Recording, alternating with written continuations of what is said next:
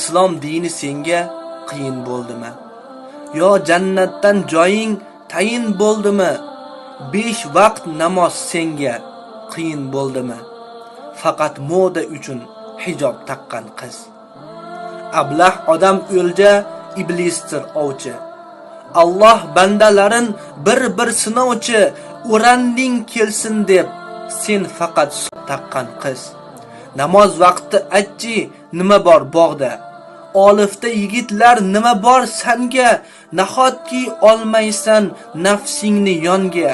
Ho'ja ko'rsin uchun hijob taqqan qiz.